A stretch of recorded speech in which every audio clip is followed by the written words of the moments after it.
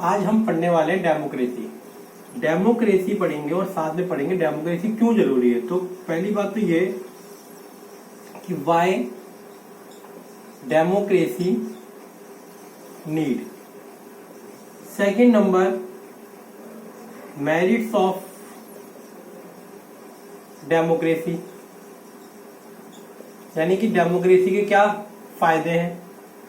Number 3, demerits of democracy.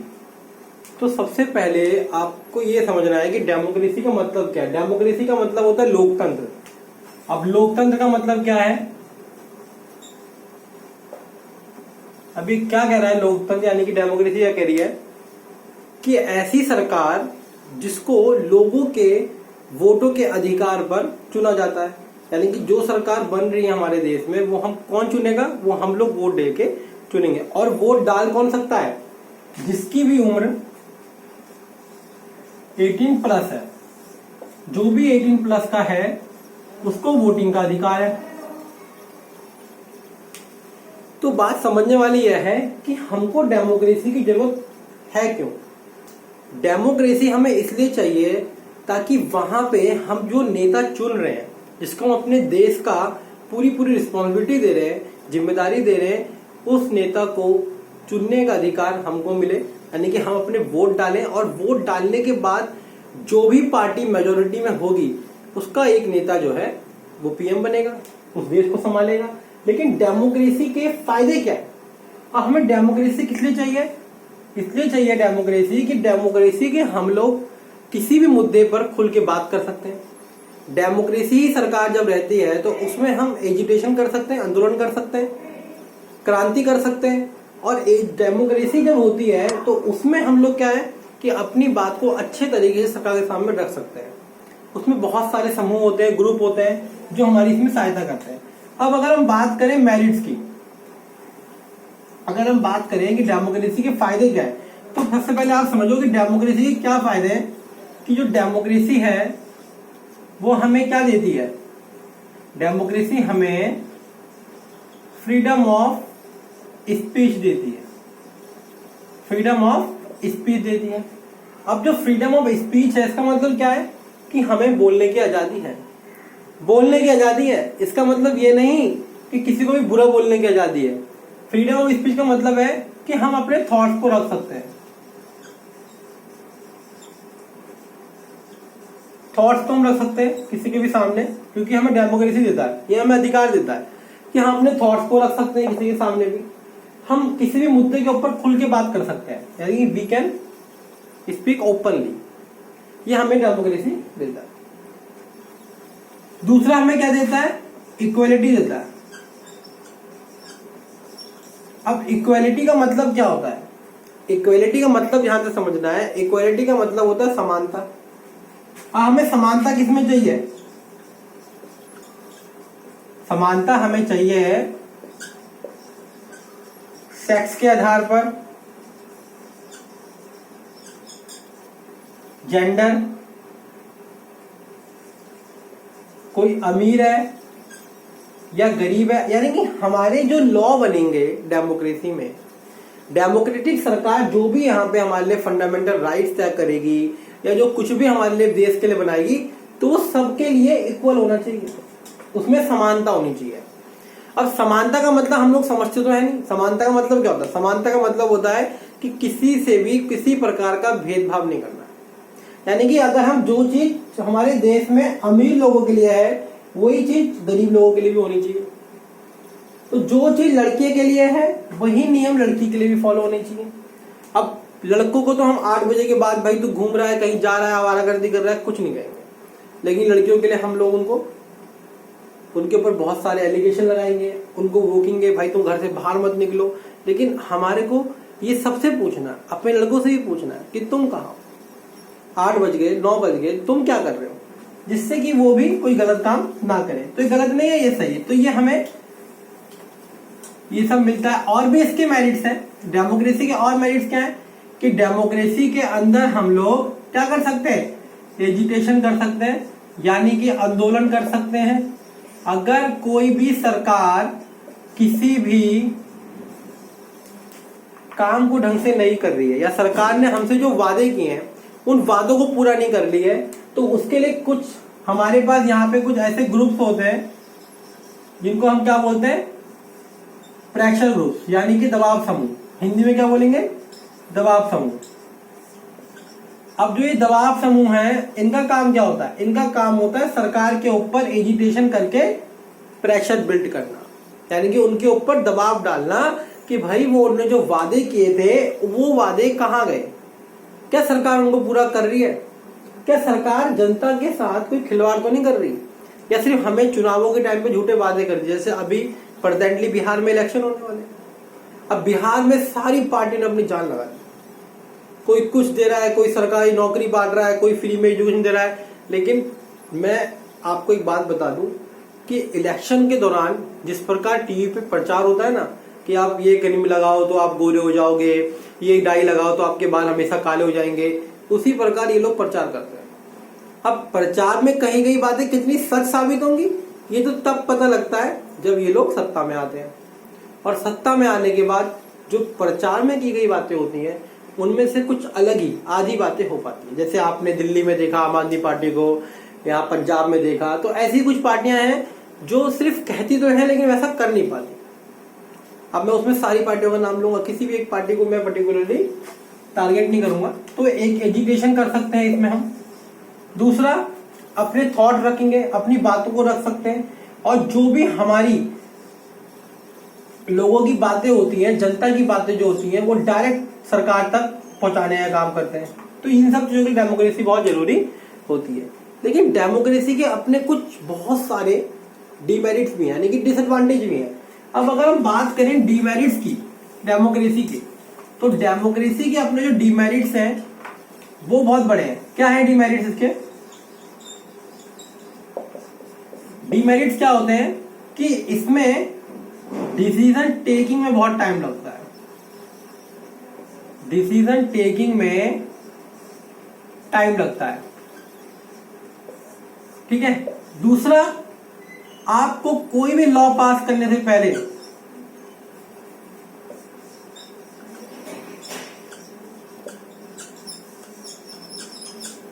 To making law it's difficult, ये बड़ा difficult होता है। और स्पेशली जिस देश में हम रहते हैं यहाँ पर वैरायटीज ऑफ कास्ट है, सबकी अपनी अलग अलग भाषा है, बोली है, तो उन सब लोगों को ध्यान में रखते हुए हमें यहाँ पे लॉ बनाने पड़ते हैं। तो एक सरकार के लिए बहुत ज्यादा मुश्किल हो जाता है कि हम क्या बनाएं क्या ना बनाएं, किसको खुश करें और किसको खुश ना करें। इस उधेड़-बुन के चक्कर में ही भारत जो है वो इतना पीछे हो गया। वरना चाइना हम लोगों के बाद आजाद हुआ था, लेकिन चाइना ने जो पॉलिसी अपनाई वो पॉलिसी हमारे यहाँ पे काम नहीं करी और ना करेंगी, क्योंकि हमारे यहाँ वैरायटी ऑफ पॉपुलेशन है, हमारी सरकारें, हमारे नेता हैं, उन सबको खुश करने में रह जाते हैं। लेकिन चाइना में ऐसा नहीं है। चाइना में क्या है, चाइना में एक पार्टी है, यानी कि वहां पे क्या है, वहां पे एक ही पार्टी रूल करती है। अब डेमोक्रेसी के कुछ रूल होते हैं, मैं आपको समझाता हूं कि डेमोक्रेसी में सबसे पहले तो इसमें होता है multi party system, multi party system है, ये है। यानी कि डेमोक्रेसी उसी कंट्री में आएगी जहां पर दो या दो से अधिक पार्टियां चुनाव में उतर रही है। तो सबसे पुरानी डेमोक्रेसी किसके पास है? यूएसए पे। और सबसे बड़ी डेमोक्रेसी किसकी है? भारत की। और भारत की जनसंख्या कितनी है? अगर हम बात करें इस टाइम पे, तो इस टाइम 144 करोड़ के अप्रोक्सीमेट भारत की जनसंख्या है। अब जो भारत की जनसंख्या है, इसका बहुत बड़ा हाथ है किस पे? जितना भी हमारा जो वैश्वीकरण है यानी ग्लोबलाइजेशन है, और जितना ह्यूमन रिसोर्स पूरे वर्ल्ड में जा रहा है, वो मैक्सिमम इंडिया से जा रहा है। हमारे जो पीएम साहब हैं मिस्टर नरेंद्र मोदी जी, वो जब भी किसी कंट्री में जाते हैं तो आपने उनके भाषण सुने होंगे, तो वहां पे वो ह्यूमन रिसोर्स को बहुत ज्यादा प्रमोट करता है। वो उन कंट्रियों को ही बताना चाहते हैं कि आप कितनी बड़ी कंपनियां खोलो, कितना बड़ा मैन्युफैक्चर खोलो, लेकिन जो हमारे यहाँ का ह्यूमन रिसोर्स है उसकी जरूरत तो आपको पड़ेगी ही पड़ेगी। वरना आपके यहाँ काम कौन करेगा? बहुत बड़ी समस्या है। तो बड़ी बात है कि मल्टी पार्टी सिस्टम हमारे यहाँ पर है। मल्टी पार्टी सिस्टम में क्या होता है, जो ये पार्टियां होती हैं अलग अलग प्रकार की है। बीजेपी है, कांग्रेस है, और आपकी बीएसपी है, एसपी है, समाजवादी पार्टी है, बहुजन समाज पार्टी है। ये सब क्या है, ये सारी पार्टियां हमारे यहाँ चुनाव लड़ती हैं। यानी कि हमारे यहाँ बहुत सारी पार्टियां, हमारे यहाँ एक ऑप्शन नहीं है, हमारे यहाँ वन पार्टी सिस्टम नहीं है, हमारे यहाँ मल्टी पार्टी सिस्टम है। अब वन पार्टी सिस्टम में क्या होता है कि एक ही पार्टी होगी, उन्हीं का नेता खड़ा होगा, आप उसी को वोट दे सकते हो, आपके पास कोई ऑप्शन नहीं है, जैसे कि चाइना में होता है। तो चाइना वन पार्टी सिस्टम है। चाइना में क्या है, वन पार्टी सिस्टम है। मल्टी पार्टी सिस्टम किसके पास है, इंडिया में है। यूएसए में भी आपके पास दो पार्टी सिस्टम है, टू पार्टी सिस्टम। कितने पार्टी सिस्टम है, दो पार्टी सिस्टम है यूएसए के अंदर भी। तो भारत के पास है, फ्रांस के पास है, इनके पास मल्टी पार्टी सिस्टम है। हमारे यहाँ सबसे बड़ा डिमेरिट क्या है डेमोक्रेसी का, कि डेमोक्रेसी में हम लोग हर तबके को, हर समूह को खुश करने में लग जाते हैं, जिसकी वजह से हमारे यहाँ अगर एक सरकार ने कोई पॉलिसी बनाई है और वो पॉलिसी चल रही है 5 साल, और 5 साल बाद अगर सरकार चेंज हो जाती है तो क्या होता है, वो जो नई सरकार आएगी वो पुरानी सरकार की सारी पॉलिसियों को बंद करवा देती है। इसमें कोई बुद्धिमत्ता थोड़ी ना है। अगर किसी भी पॉलिसी से देश का भला होता है तो आने वाली सरकार को उसको भी बहुत तरीके से चलाना चाहिए। वो अपना बेटर करने के चक्कर में, अपना बेटर दिखाने के चक्कर में जो बेटर चीजें हो रही होती है उनको और ज्यादा खराब कर। और सबसे मेन बात आपको बताऊं, अगर हमारी जितनी भी पार्टियां हैं इनमें सब इतने जो इंटेलेक्चुअल लोग अपने आप को आगे फॉरवर्ड दिखाते हैं कि हम लोग देश के लिए ये करेंगे वो करेंगे, तो भाई तुम अगर एक पार्टी है तुम सब मिलके उसी को ज्ञान दे दो, उसके साथ मिलके बैठ के एक मीटिंग कर लो कि देश के लिए ये अच्छा है वो करो, देश के लिए ये अच्छा है वो करो। आप उसका क्रिटिसिज्म करते हैं, आप उसके लिए उसको भला बुरा कहते हैं, और आप कहते हैं कि हम जब आएंगे तो हम ये कर देंगे, हम वो कर देंगे। अभी क्यों नहीं करते? अगर आप देश का भलाई चाहते हो तो जरूरी थोड़ा है कि हर कोई प्रधानमंत्री बनेगा। अब राहुल गांधी, तेजस्वी प्रकाश, अरविंद केजरीवाल सब प्रधानमंत्री बनने के बाद ही कुछ करेंगे क्या? भाई जो प्रधानमंत्री है आप सब मिलकर उसी को ज्ञान दे दो, क्या पता वो आपकी बात मान ले। ऐसा हमारे यहाँ बहुत बार हुआ भी है। अब हम बात करते हैं one party system, multi party system. मैंने आपको बताया कि एक पार्टी सिस्टम में क्या होगा कि लोगों के पास कोई ऑप्शन नहीं है, उनको ले देकर उसी को वोट देना है। और मल्टी पार्टी सिस्टम पे उनके पास बहुत सारे ऑप्शन है। अगर कोई एक पार्टी जिसको वो चुनाव में लेकर आए, जिता के लाए, अगर वो अच्छा नहीं कर रही है तो वो दूसरी पार्टी को अगली बार मौका दे सकते हैं, उनके पास ऑप्शन है। और दूसरा क्या होता है, मल्टी पार्टी सिस्टम में अपोजिशन भी होता है, और अपोजिशन का बहुत बड़ा रोल होता है। जो अपोजिशन है भाई उसका बहुत बड़ा रोल है डेमोक्रेसी में। डेमोक्रेसी में अपोजिशन का काम क्या होता है, प्रेशर बिल्डअप करना। क्या करेगा अपोजिशन? अपोजिशन हमेशा प्रेशर बिल्डअप करता है सरकार के ऊपर। और दूसरा क्या करेगा, वो सरकार से क्वेश्चन करेगा, भाई तुम देश के लिए कर क्या रहे हो। और क्या करेगा, जितने भी सिटीजन हैं उनकी सोसाइटी के बारे में बात करेगा, उनकी सोशल लाइफ के बारे में बात करेगा कि भाई सरकार क्या दे रही है इनको। ये सब काम होता है अपोजिशन पार्टी के। अपोजिशन पार्टी सिर्फ तनख्वाह लेने के लिए नहीं होती है। अपोजिशन पार्टी होती है कि अगर वो अपोजिशन में बैठी है तो वो सरकार के हर उस वादे के ऊपर बात करेगी जो उन्होंने इलेक्शन टाइम पे जनता से किए थे। और एक बहुत बड़ी विडंबना हमारे देश की यहाँ पर, हमारे यहाँ पे अपराधी, गुंडे उंडे, उन सबको पॉलिटिक्स में डाल दिया जाता है। वो पॉलिटिक्स में चलाते हैं अपने आप में। आप बिहार में देखो अभी कितने बड़े बड़े आपको गुंडे मिलेंगे जो पॉलिटिक्स में खड़े हुए नेता बने, और उनको आता जाता कुछ नहीं है, वो पॉलिटिक्स में खड़े हो जाएंगे।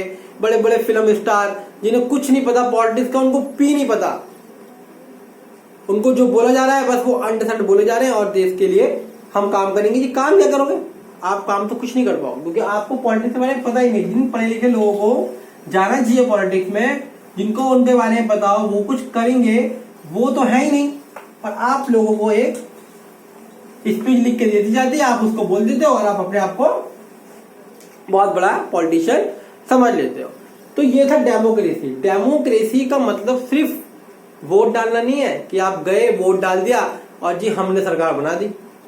डेमोक्रेसी का सबसे सही उपयोग तब होगा जब आप पार्टी को वोट मत दो, पार्टी में जो कैंडिडेट खड़े हुए हैं क्या वो कैंडिडेट सही में आपके शहर के लिए, आपके एरिया के लिए काम करेगा? क्या वो कैंडिडेट आपके राज्य में या आपके स्टेट में या आपके डिस्ट्रिक्ट में, आपके जिले में या आपके पूरे देश में जो पार्टी खड़ी हुई है, क्या वो आपके बच्चों के लिए, क्या वो बूढ़ों के लिए, क्या वो औरतों के लिए, क्या वो हमारे समाज के लिए क्या कोई ऐसी मिसाल कायम करेगा या करेगी जो हमारे देश को देख के बाहर के देश हमसे कुछ सीखें? या सिर्फ जुमले चलेंगे, सिर्फ बातें होंगी, सिर्फ वादे होंगे कि आज हमने ये कर दिया, आज हमने वो कर दिया, और लास्ट में क्या होता है? हर पार्टी के नेता और हर पार्टी सिर्फ और सिर्फ करप्शन करती है। अगर इतना डेवलपमेंट ये कर रहे होते तो 70-75 सालों में अभी भारत में डेवलपमेंट दिख चुका होता। भारत का जो क्षेत्रफल है वो चाइना से बड़ा तो है नहीं, क्षेत्रफल भी कम है और हमारी जनसंख्या भी चाइना से उस टाइम पे कम थी। हम तो अभी 1-2 साल में चाइना से आगे बढ़े ना। तो उस टाइम पे क्या किया? कुछ नहीं। क्यों नहीं किया? क्योंकि हमारी जो पॉलिटिक्स है वो सिर्फ इसी बात पे निर्भर करती है कि सबको प्रधानमंत्री बनना है, सब प्रधानमंत्री बनने के बाद ही काम करेंगे। तो मेरा ये जो डेमोक्रेसी का टॉपिक था वो आपको यही बताने का था कि डेमोक्रेसी एक्चुअली होती क्या है। डेमोक्रेसी का मतलब है the form of government, the form of government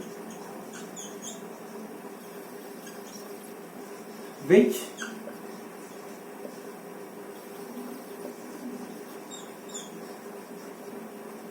choose by the people by the voting system। बहुत अच्छी किस्मत है कि हमारे पास डेमोक्रेटिक गवर्नमेंट है, लेकिन डेमोक्रेटिक गवर्नमेंट में जो पॉलिटिशियंस हैं उनका सही तरीके से काम ना करना ये हमारे देश के बड़ा दुर्भाग्य है। तो डेमोक्रेसी का मतलब है कि हमें जिस आदमी को वोट डालना है, जो भी सरकार लेके आनी है वो ऐसी लेके आनी है जो हमारे देश के लिए काम करे, जो सिर्फ अपने घर ना भरे। पहले कि कोई भी रोड बनानी है, बजट आया तो पहले अपने बच्चों को देखो, अपने घर में देखो। इनके सबके टोटली 90% लोग पॉलिटिशियन के बच्चे विदेशों में पढ़ते हैं, विदेशों में रहते हैं, अच्छा खाना खाते हैं, सारी अय्याशी करते हैं, और हमारे देश के जो मिडिल क्लास फैमिली के बच्चे होते हैं, गरीबों के बच्चे होते हैं, उनको ये अंदरों में खड़ा कर देते हैं। उनको गोलियां लग रही हैं, वो लोग डंडे खा रहे हैं पुलिस वालों के, पुलिस वाले भी वही मिडिल क्लास के और हमारे बच्चे भी मिडिल क्लास के, पिटाई भी वो खा रहे हैं। और क्या हो रहा है जी? हम डेमोक्रेटिक है, हम डेमोक्रेसी में हैं, हम जनता के लिए ये कर देंगे, जनता के लिए वो कर देंगे। चुनाव के टाइम में सब गलियों में घूमते हैं, उसके बाद सब अपने ऑफिस में बैठ ठंडी एसी की हवा खाते हैं। तो यही है डेमोक्रेसी को आप समझोगे। और हमारे यहाँ का यंग जो युवा है, हमारी जो यंग ब्रिगेड है, उसको डेमोक्रेसी को सही प्रकार से इस्तेमाल करना है। डेमोक्रेसी बहुत बड़ी चीज है, ये आपके वोट की पावर है। पसंद नहीं है आपको, आप नोटा दो, आप किसी को वोट मत दो, कैंडिडेट खड़ा नहीं हुआ ढंग का तो मत दो, लेकिन इसकी आवाज भी एक सुर में होनी चाहिए। तो ये है हमारी डेमोक्रेसी। अब इसके कुछ और अलग अलग टॉपिक के बारे में हम बात करेंगे अपनी अलग वीडियो में।